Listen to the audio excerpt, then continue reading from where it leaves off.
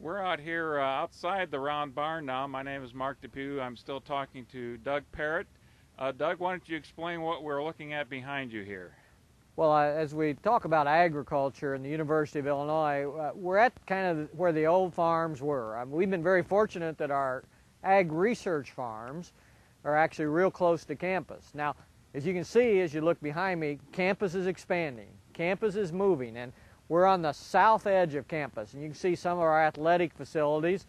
We recently moved our poultry farms that were over here as we're expanding a tennis facility, and we moved our 100-year-old poultry buildings into a new facility. Now, we all like the historic nature of buildings, and campus has done an excellent job in actually saving and preserving important historical sites. From a practical standpoint, though, we've been very fortunate that at a time when we're doing research that's very detailed, very specific, very well governed, that we have new facilities. So now we have a new poultry facility that allows us to do things that we could never have done in our old facility. And we're going to be later looking at our new beef research farm, and this concept of there. We can measure and evaluate and test things that we never had an opportunity before. But here on the very south end of our farms, we're going to walk up into what are a National Historic Landmark of our round barns. These barns were built in the early 1900s, this barn specifically in 1912. And what these barns represent are one of the eras, one of the changes in the early 1900s of looking for a more efficient way to produce dairy cattle. And where we had a traditional barn that would be oblong or rectangle in nature, the concept of the round barn became one of the designs that we looked into. And it's set up in a round fashion as we'll look upstairs and we'll go downstairs. We're trying to find a way that one person or fewer laborers, how could a person or a family become more efficient in their own labor use in the dairy business? The thing that strikes me when I first walk in here is looking up and seeing how huge this space is.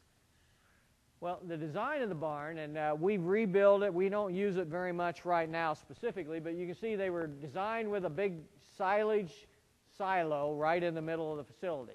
Now, originally, the barn with its roof so high was because we stored hay in a loose fashion.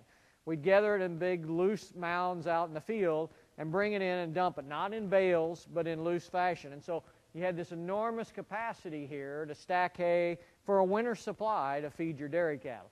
You can see here now we have large square bales of hay, and we won't stack them to the ceiling because as a bale, they're condensed and they're heavy and the floor will only support so much. But you start to get the concept of the round barn. You have a silo in the center that's a supportive structure where we'd put corn silage in, and then you'd have all this loose hay. So the feed is all located up here on the upper level, but it's in a round fashion. You can start to imagine how a person below us, where we'll be headed, one person could go around in a circle and feed all the animals with a minimum of walking and quite a bit less labor use. Well, I think we can see that better downstairs, can't we, Doug? Absolutely. We can look at this setup down there. But it is an enormous facility as far as this old grand structure of roof and the round barn concept. Okay. Let's head on downstairs. Doug, we're inside the basement now of the round barn. Tell us a little bit about what we're looking at here. Well, now let's think in concept of a round facility. So we started with the silo in the middle. So the feed is available out here out of the center aisle, and there were carts that you could push around and shovel around the feed. But the cows would come in the doors, and each cow would find a stanchion. And one of the early concepts from the round barn with this was individual feeding. And so if a cow produced more milk, we could actually feed her a little more to sustain her while she produces more milk. But it's kind of a neat concept. The cows come into their own stanchion. They stand here with their feet back here, and then any waste or manure they have would come out here, and we can see down here there's a bucket. The old bucket is still hanging there that we would use to go around to just pick up so we can maintain a sanitary environment. Then as the cows got done with their eating, we would send them around the corner to a dairy parlor, the milking parlor. And they would go in. There's a 6-stanchion milking parlor. And, of course, they were milked by hand during those times originally when they were in here. So the cows knew when they came in they were going to eat, they were going to walk and be milked, and they would return after the loop to the other side of the stanch where they had a loafing barn back there. But the main concept is we compacted everything to one location. And we compacted it in a fashion where the feeding, instead of hauling hay down a long barn, you cut your steps in half or even by 2/3 by having the feed right here available. So person on the inside would do the feeding, the cows would eat. You can see they had their own individual waterers right here. Every cow could just push her nose down and the water would come down, so they had their own individual waters and stanchion. And then somebody would go around with the bucket and clean up the nurse. So we had a sanitary animal, and then they come out of the stanchion, they'd walk around to the milking parlor where milking occurred, and then back out the other side. So just kind of in a rotation, cows coming in and out. For the person who's working on the inside providing the feed, are we talking hay and silage? Yes. No grain? Sometimes grain. Depends on the production capacity. Absolutely, there's always a little toppage of grain. We could see on the other side, it's no longer up there. There would be a grain storage bin with an auger or just a regular gravity flow into here that you could mix in with the silage that we're giving them. But most time, good corn silage, you know, a good nutritionist would know that corn silage is about half corn. And so on a weight basis, on a dry matter basis. So you get a lot of energy out of what people look at corn silage, think it's wet, mushy corn ground up. But actually there's a lot of corn in it. And then the hay would be the high quality feed to add protein to the diet. And so, but most of the design, I think it was unique because it saves steps, makes labor more efficient. And cows get trained pretty fast to where their stall is for where they want to eat and then moving through the barn. It still sounds, though, Doug, like the guy who's on the inside providing the hay is working hard. The guy who's providing hay is working hard. Actually, a more modern design, and that's why a lot of people went to a long, more rectangular shaped barn, is the advent of automated augers. And so the feed storage is at one end of a facility, but there's augers to carry the feed down through the barn to the other end. And so this is turn of the century. This is 1900, and so we had a lot of extra power and augering and a lot of equipment like that. I mean, it was still, being a dairy farmer is hard work. It's still hard work. It's work that has to occur every morning and every evening, but we've automated it where it's tremendously more efficient than it used to be. I'm not so sure from a construction standpoint the cost to build the roof in circles and the structure in circles was way more expensive than building a rectangular shaped barn. And I think that cost probably override the added benefit from just looking at it, or maybe the efficiency and labor saving. Okay. What's the chance we can see the milking operation side? Well, let's wander down there and take a look at it.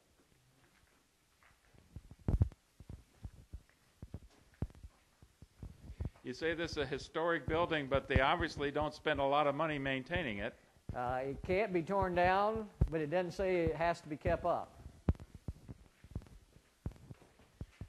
Okay, there's a couple of low doorways here for our cameraman to watch out for, but we have now arrived at the milking operation site.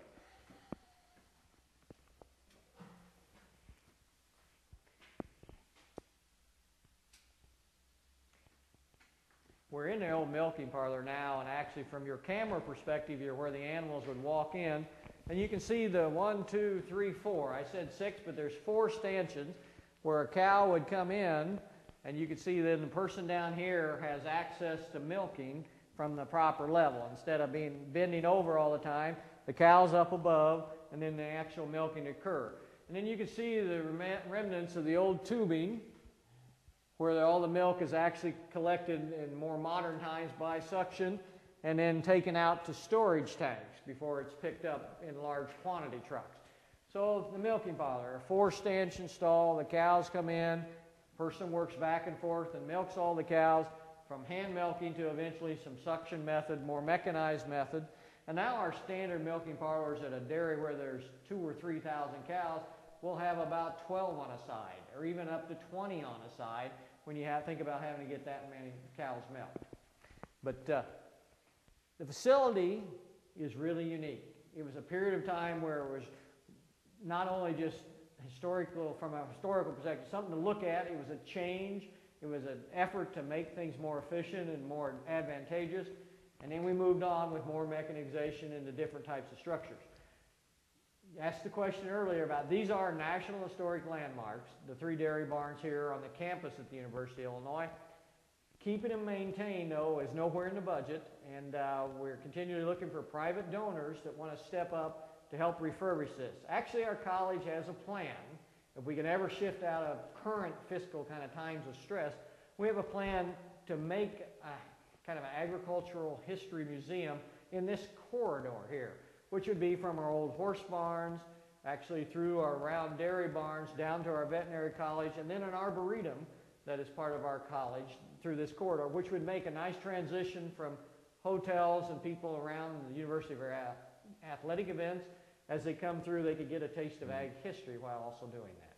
But at one time, this was state-of-the-art, wasn't it? Absolutely. It was a spectacular building. It was the center of attention. The Midwestern, you'll see a few round barns still around in the state of Illinois and throughout the Midwest, but most of them have gone away. These were probably the biggest and the leading technology in the early 1900s. Okay, great. Let's go ahead and conclude here, and we'll pick it up outside. Thanks.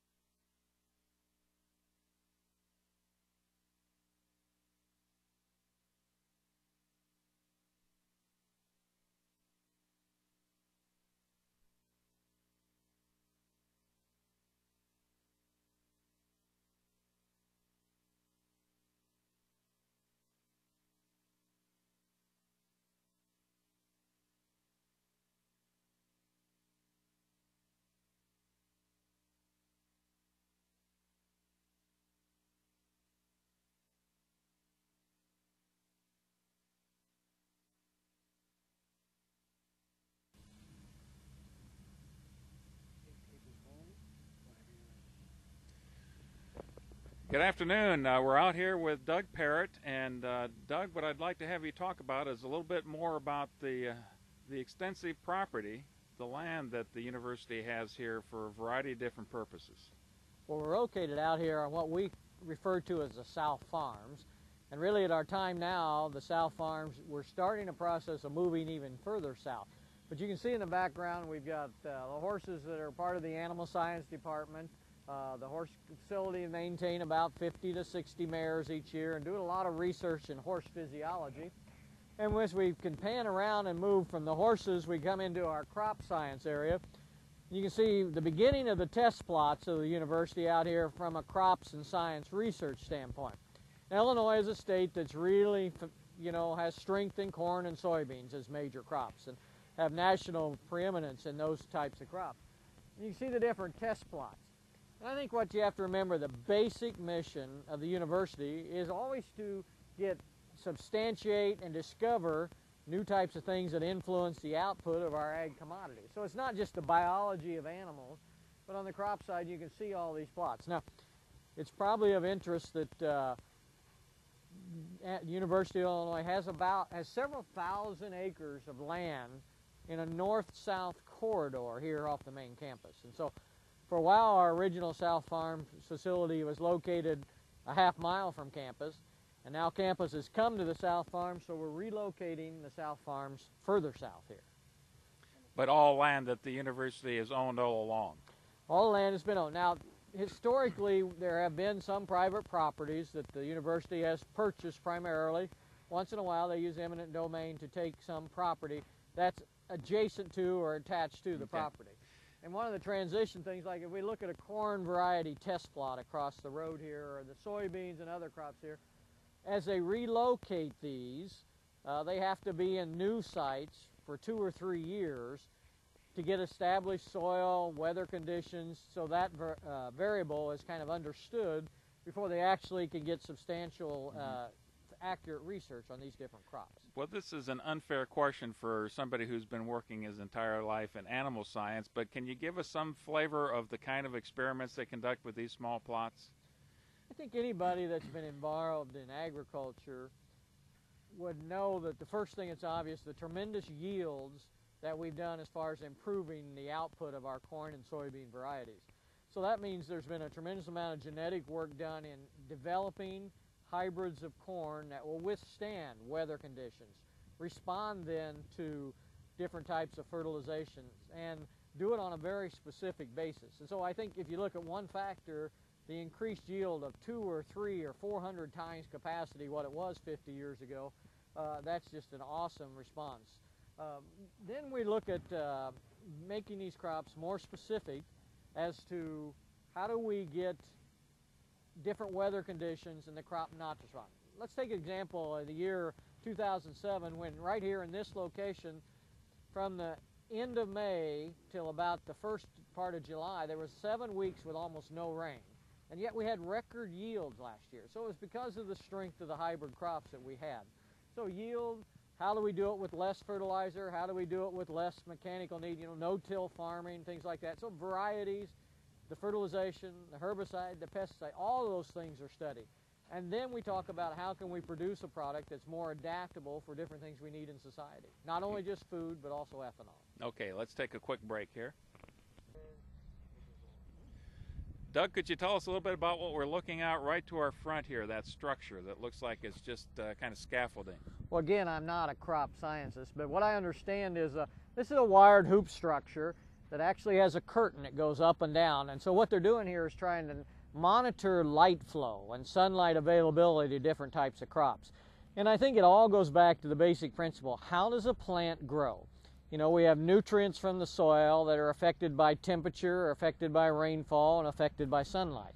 And so, well, can't the normal weather just take care of itself? Well, we've developed seeds from different crops and different varieties that we're trying to even fine-tune them to differences. And what oftentimes, as people get more and more data on their location, whether they're in the north, the south, the east, the west, say, of the state of Illinois, there are different amounts of these ingredients year in and year out. So science enables us to measure ambient change along with certain different types of soil type with different fertilizer applications and try to maximize yield production. And so it's just an example of let's try something different. Let's look at something other than normal sunlight or amounts of sunlight, fine-tune the success we can have as a farmer.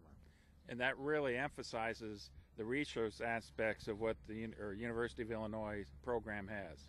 I think that's right, and I think what people sometimes forget is what we're investigating today may not have returns for 2 years, 3 years, for 5 years, but it'll have enormous results. I think the classic example is things that were discovered or manufactured or developed when we took flights to the moon, or NASA did this, or what the military discovers with GPS systems and stuff like that. All the things we use in our cars with GPS and things like that all evolved from military applications. So basic science in corn, the yields we have today are probably from seeds that were developed 3 years ago and 5 years ago. And so it's a slow process. It's not ever a quick fix, but we refer to it as discovery science. Discovery science, and then application, and then real benefit. Would you have an idea in terms of national reputation where the University of Illinois College of Education would stand? Well, I'm not sure about education, but I am about agriculture. Excuse me, yeah, Our College of ACES, and I am not a totally unbiased, probably reference like that, but if you look at national surveys that many times are just kind of popular opinion polls, but you would find this college at the very top. I know in our animal science department, we are the #1 animal science institution in the world as far as research publications each year, amount of research money generated, as far as award winners and national societies. About any way you want to measure it, the animal science department here is the #1 department in the world. Now, are we #1 in each category? Maybe not, but if you look at the conglomerate of the way the department meshes together, we're outstanding. And I think if you look at our land grant schools, most of them are very strong public institutions. One of the questions, as soon as we say, boy, they're all doing a good job, one of the questions is we start to ask ourselves as we evolve in the future, do we all need to be doing everything? For example, if Wisconsin is the home of most of the dairy cows in this country and they have a faculty and staff really dedicated to the dairy industry, does Illinois need to do it? Let's say Iowa is the best corn state. Should we do corn? Well, it's important here, but should we do corn and soybean? How do we make that mix? Should different institutions do each of these ingredients? So we're going to evolve. We're going to have changes. Our goal at Illinois is to be locally important and to be international preeminent, and that's our motto. Okay, I think that's a good place for us to segue. I think next, let's take a look at that dairy operation you were just alluding to. Absolutely, that'll be a good stop.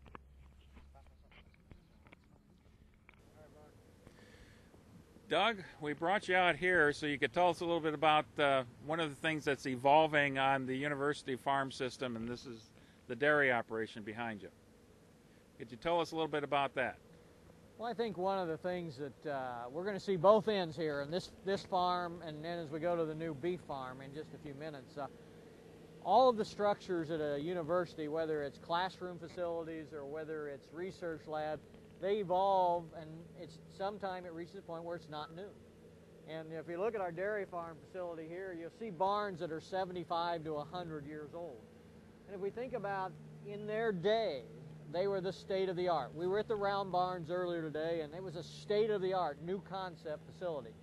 And now we've got barns and facilities for cows that actually are kind of a challenge to raise and actually do the research that we want.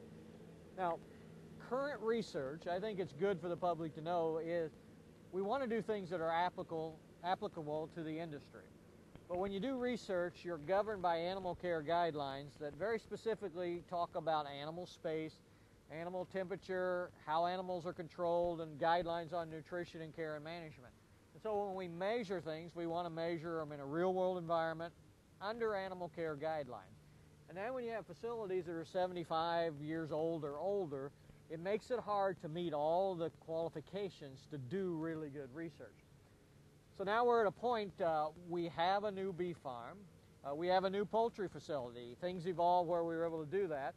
We have swine facilities are very old and the dairy facilities are very old, and so that limits the type of research that we can do. Now the university and the fiscal climate in the state of Illinois, of course, is pretty tight right now, and has been and looks like it will continue to be. And so we're trying to figure out, how do we improve on these things? As an animal science department, we mentioned we were unique because we have a companion animal curriculum. And so we have a curriculum that addresses human-animal interaction and nutritional and management needs of pets. But we're primarily committed to food animal production, and that includes dairy. And as a department, we want to continue to address issues as far as the dairy industry. So where do we get the money to change our facilities and improve our facility? And this is where it kind of a standstill. Historically, through the year, prices of swine or beef have gone up and down, and some years the farms make money, some years they lose money, but as a whole, we're able to sustain ourselves. Now we're in a time where the swine prices have been low, the dairy prices, we've had trouble with this facility making money or at least breaking even year, and the only way to improve it is really to address and get a new facility. And we're talking about $12, $15, $20 million to build an adequate facility. Our student population, as far as interest in returning to a dairy farm, is not real big. We'll talk about probably 20 students or less each year that really think they're going back to a dairy production scenario. The number of faculty that use dairy cattle are a handful, 5, 6, 7, 8. And so we ask, our campus says to animal science, dairy is important to you, you have a limited number of students, you have a small group of faculty, how do you justify campus paying for it? And so those are real issues. We as animal science say dairy is an important part of animal agriculture. Drinking milk, milk is an important food group. It's important with the science base, the science power that we have here at Illinois to include dairy into that. So we're at an impasse. We need something. We don't have the money. The state doesn't have the money. Private industry has not stepped forward. And so we spend a lot of time working on how to manage this system. We still get pretty good science out of it, but we're really limited in what we get. So ideally, you'd have a new dairy operation, but it looks unlikely in the near term, doesn't it? I think in the near term, that's right. But we're trying to, I think we're at a time as universities, and it's nothing new, we're looking for private industry partners. We're looking for some way that private industry can capitalize on the research potential of the university and still join us and satisfy our teaching requirements. It's important for our students, even in a facility that looks like it's kind of old-fashioned and not updated. We have parts of it that are really unique. We test things like lighting and feeding systems and types of feed and handling. But it's important our students can come out to the farm and experience it. You know, if they want to study cell biology or DNA and genomics, or if they want to study some kind of animal health, nutrition, all those relationships, they need to have a background in how we actually raise and produce animals and the products they produce. Would it be fair to say that when you're competing for grants for operations like this, you're also competing with institutions like the University of Wisconsin? That's exactly right. I mean, it begs one of those questions we talked about earlier. Can every land-grant university do everything? Maybe we should have a national dairy center at Wisconsin or at Iowa or somewhere at Iowa State, one of the land-grant schools that emphasize it. Now, there are topics like corn and soybeans and pig that could be at multiple institutions, but maybe there's a way to jointly, Illinois and Wisconsin, expand their total dairy program and have students maybe at both campuses. I mean, we're starting to talk about that. We're doing an investigative study in a 4-state region, Minnesota, Wisconsin, Illinois, and Iowa, how to address some of those issues so not one place does everything, but between 4 universities, everything gets done. Well, let's go and see a more modern operation then. Should be good.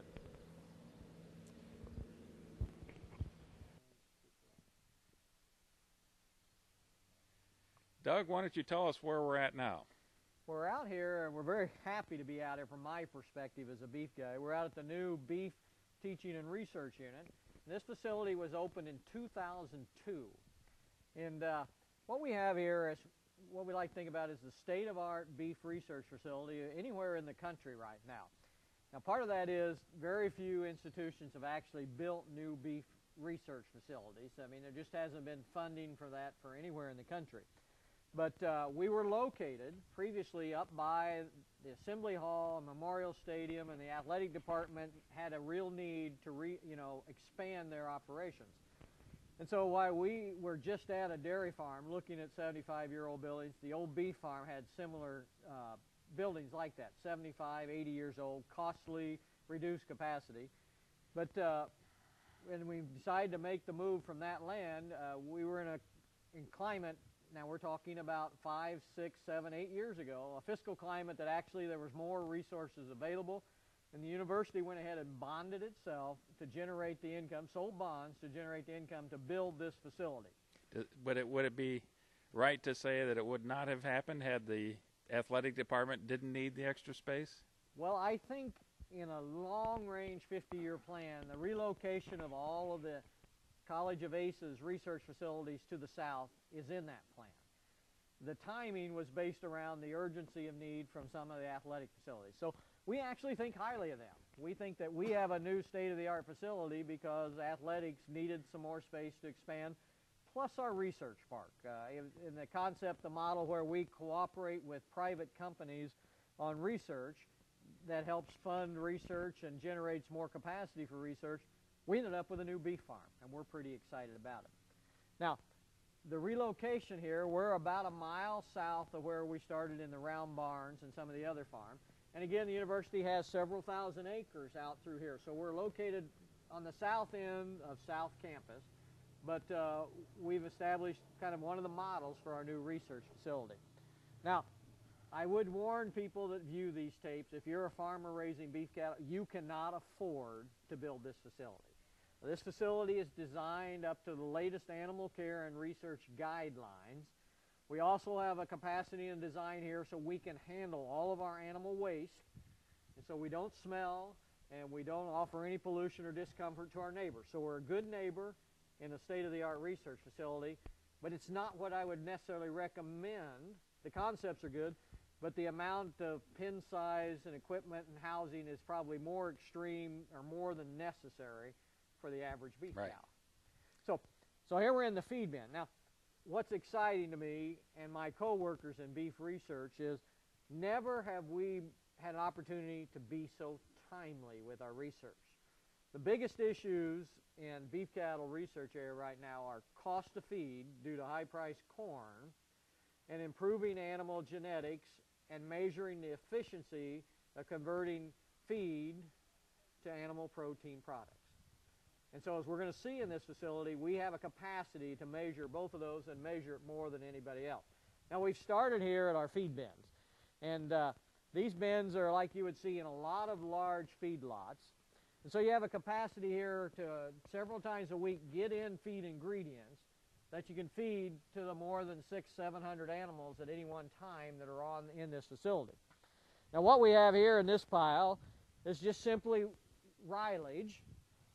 We planted rye this spring, and then we harvested it there in early June, and that by harvesting it early, it gave us feed, but off the land we were able to go back and replant corn that this fall we'll harvest for corn silage.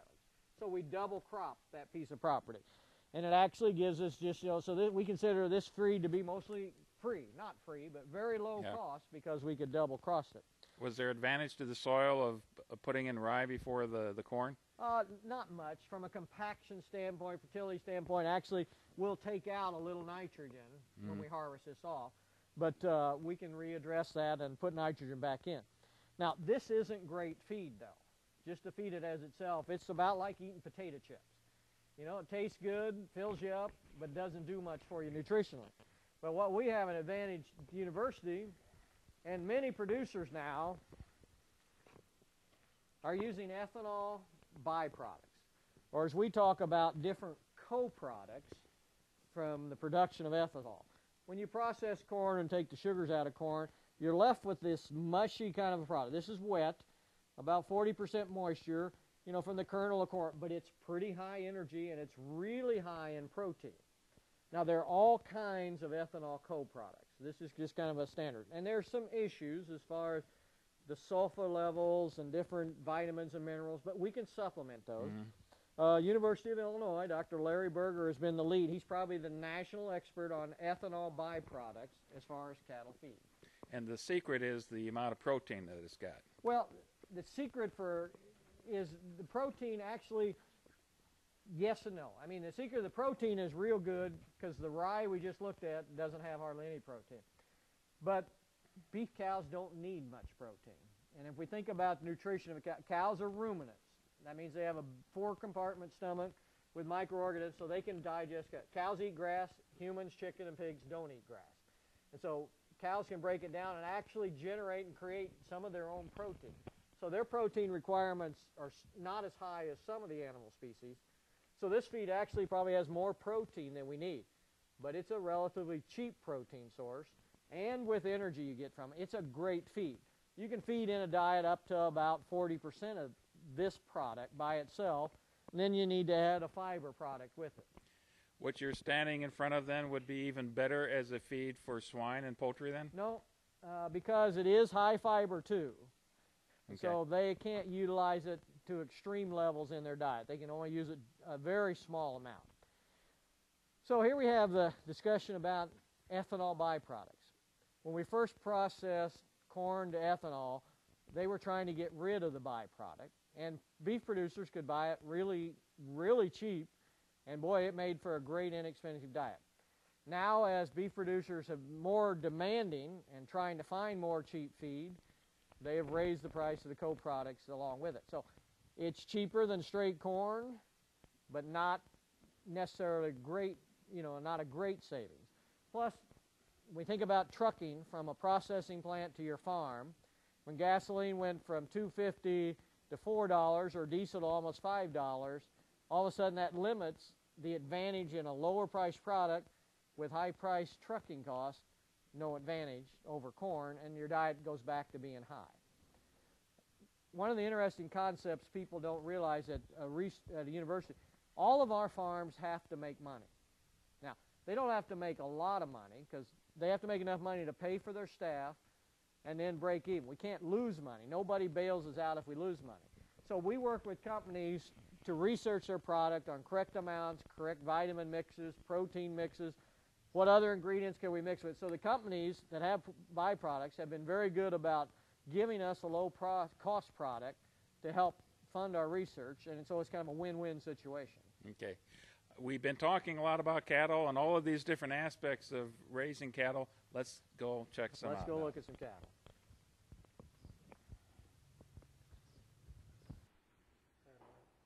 Doug, I think we've arrived at the heart of your operation here. Why don't you tell us what we've got here? Well, what we have is what makes this beef research facility unique is we have the ability to measure individual animal feed consumption on about 900 head at any one time. Now, why is individual feed consumption? Well, what we're trying to do is determine which animals grow and gain more efficiently. Who can grow while eating less feed, or who can grow faster while eating the same amount of feed. And it's a trait we've always assumed if animals were bigger and grew faster, they were more efficient, but we never had the opportunity in large scale in history to measure that kind of intake. Now, part of that is about a couple of electronic discoveries or things that were made for research. This is a grow-safe feeding system, and it's pretty simple in design and pretty intricate as far as electronics to it. In these tubs, they're surrounded with electronic sensors through these bars, and so what we have is a space for one animal to come in individually and consume feed. And so each of the animals, if you look out at the animals, you see they have an identification tag, and in their left ear there's a little small white electronic transducer tag, an RFD, a radio frequency tag. And so when the animal comes into the bin, it sets off the computer and it weighs this feed bunk every second.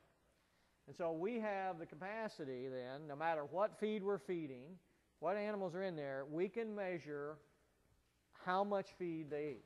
And so our goal here is how do we identify animals that can grow fast, be efficient, and actually do it on less feed. It's bragging a little bit. We were fortunate when we made the decision to put this in.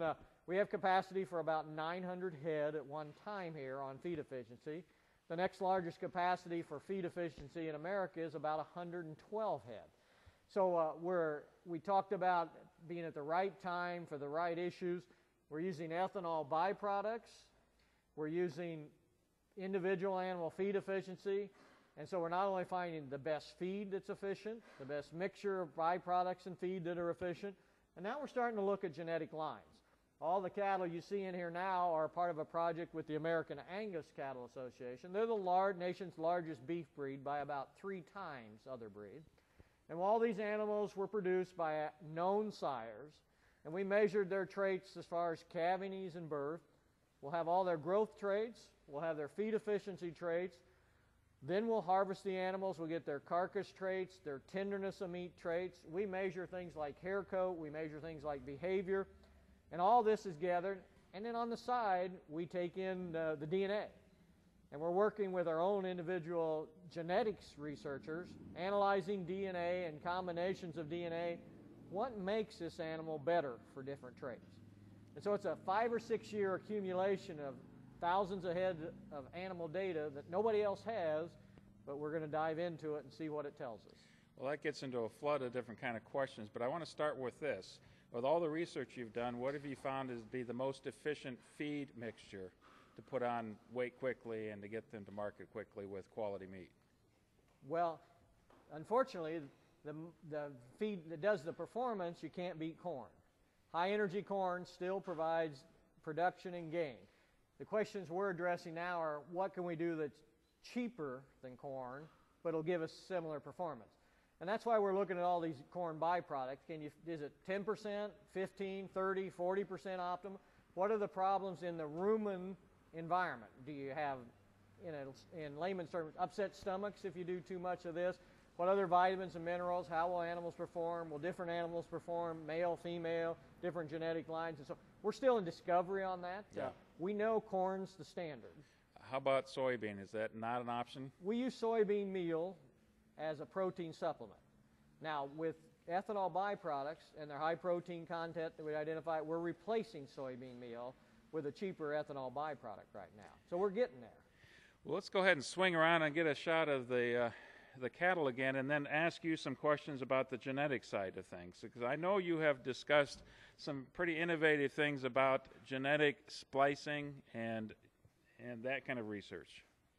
Well, genetic research is a topic that more and more people are getting comfortable with, but more and more people fail to understand exactly what it makes. These animals, we know the sire, and we know the dam. We have on record their parentage. We know their Angus, so we kind of know their breed and genetic makeup. So we haven't done anything to alter it. We're taking the population and trying to find the superior individual. That's pretty traditional genetics. On the swine side in our department, we've done research where we've investigated transgenic animals. Now this would be taking genes, for example, we did some of the landmark research where we tried to identify the genes that produce milk in pigs.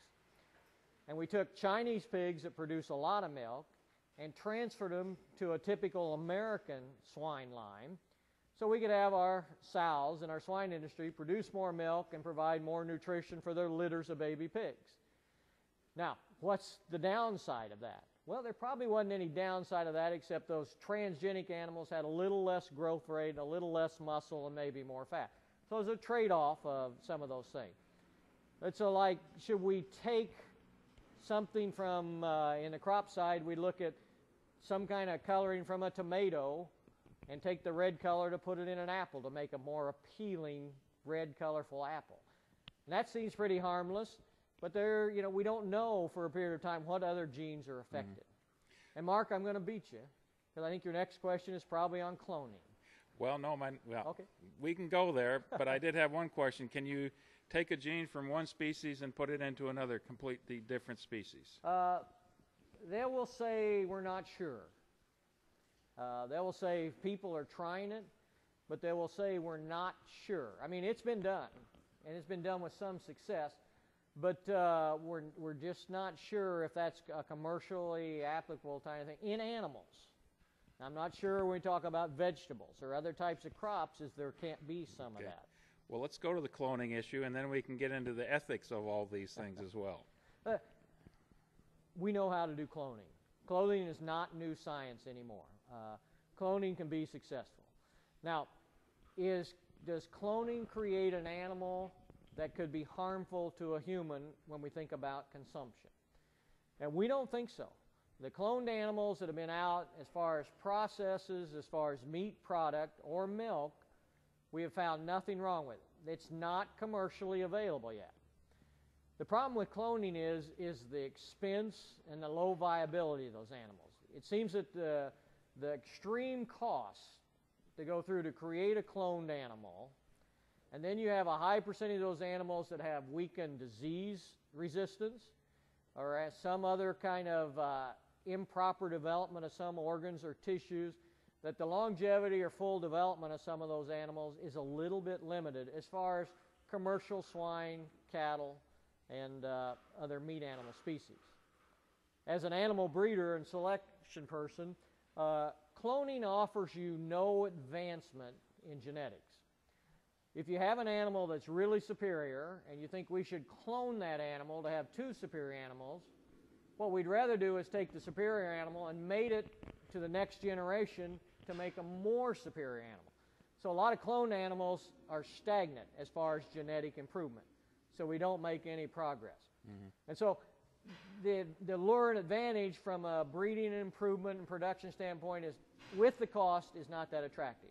Now, if I had a thoroughbred horse that I wanted to have a clone to that horse for some reason that is not based on just a pure production enterprise, that might be doing it. Actually, we know of a lot of pets being cloned. We know of a lot of people investing in getting their favorite pet to be cloned at tremendous cost, $10,000 to $100,000, and very little success. So all of that technology is coming. I think the amount of cloned animals in the food supply will be non-existent because it's just not, there's not economic incentive, there's not actual production incentive to do it. The exception is if I found a dairy cow, for example, who had a protein in her milk that cured cancer, would we clone her as fast as we could? You know, because there'd be an absolute justification to try to solve it. And ethically, that's one of the questions we throw out to our students. If we're cloning someone or some animal or some pet, we think most people think there's a limitation that we should do that. But if we could clone that cow that would produce milk to improve cancer, most of us think, boy, let's do that. And so how do you know, when we discover the science, we're going down the path, and then when the society decides the use, that's where we get into debates. Well, as a research institution, you're on the cutting edge of the science and the technology that's being developed. Do you find yourself sometimes out there too far ahead of society, perhaps, on the ethical issues as well? Well, I absolutely. I think a lot of our research, not only in animal science, we passed over a little bit. You know, animal science does a lot of research on human issues. Let me give you an example. We have a researcher who grew up on a hog farm, does research. He was looking at brain proteins and how the amount of these different proteins affected a pig's appetite. And certain proteins resulted in more appetite. Pigs eat more, they grow faster, you make more money. But it was the same protein that's associated with Alzheimer's disease. And so now this researcher, who's an international expert on this brain protein, is working in Alzheimer's research, and a byproduct is improved swine production research. And so animal science transcends a lot of those issues. A lot of the issues we discussed, research with dogs with fiber digestion, is applicable to humans. And so we do a lot of those things. But we are rapidly approaching, and we're there on some of these DNA manipulations, because the technology we use is applicable to humans. And so that's the jump, that's the step that seems to be a problem. And most scientists will tell you, boy, if I can discover something, let's discover it. But then we have to step back. Sometimes you're going to get to a point where now how do we use it, and then the debate begins. Is there some mechanism in place, a system or a board that discusses these kinds of issues? Yeah, for all research projects that involve human subjects or human applications, there's intensive debate and discussion about those. There's only formal processes when you're doing research, as I understand it, with live humans. And so using humans as subjects for research is where there's a way more formal process than using animals. But animals are the model for a lot of human results. Okay, the next step, I believe, is to see the computer technology side of what you're accomplishing here. So let's move on to that. Together. You bet. That'd be great.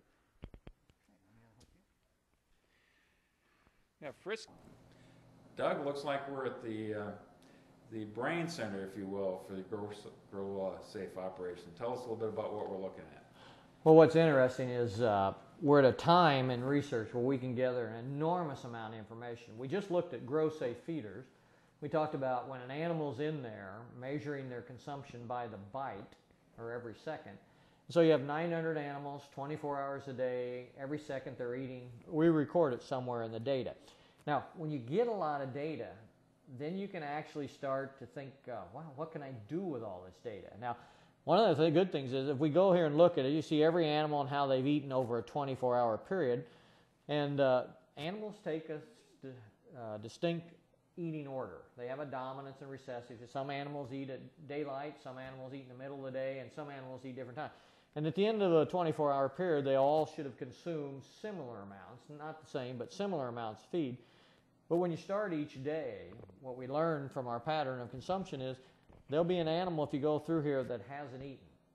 And then you can say, all right, animal number 27 in pin number 70 you need to go look at it because it's probably sick or getting sick or something's happening that it's not consuming. Or the equipment's not measuring. Maybe its ear tag is wrong. So, but you can just sit here in the office before you start your day and identify animals that might have a problem.